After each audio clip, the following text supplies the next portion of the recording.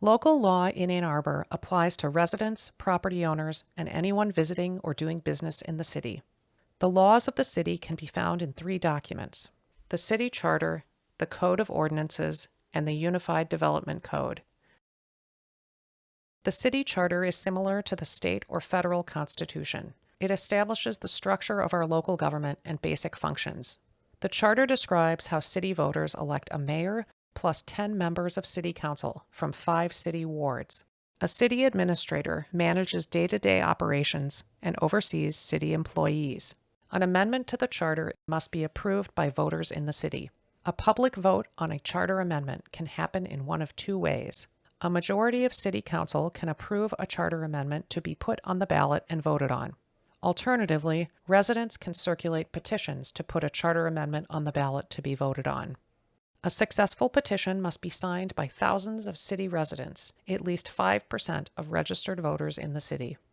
When the community votes to approve a millage, that new local tax is incorporated in the city charter. The Code of Ordinances is the set of local laws enforced in the city of Ann Arbor. City law must not conflict with state or federal law. City council can vote to add, remove, or amend ordinances. Every change in these ordinances is approved twice by City Council. A new or amended ordinance is introduced at a City Council meeting to approve the wording. The text of the ordinance is then publicized to the community. After publication, the ordinance is considered at another meeting of City Council. At this second meeting, the public is invited to offer feedback at a hearing before Council votes on final approval to adopt the ordinance. The Unified Development Code, or UDC, is the specific set of ordinances that govern buildings and structures in the city. The UDC describes how the city is divided into different zoning districts.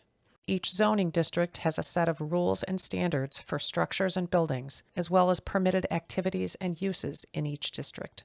Proposed changes to zoning districts or rules and standards are reviewed by resident volunteers on the City Planning Commission, but must be approved by City Council.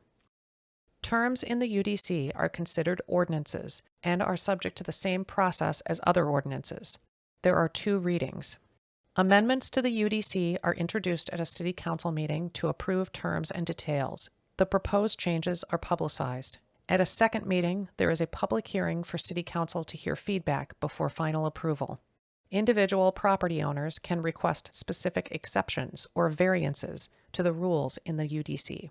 The UDC describes the process for requesting a variance from a body called the Zoning Board of Appeals, or ZBA. Members of the ZBA are appointed by the mayor and approved by City Council. This special presentation is a production of the Ann Arbor Democracy Workshop at a2lnell.com and a2council.com.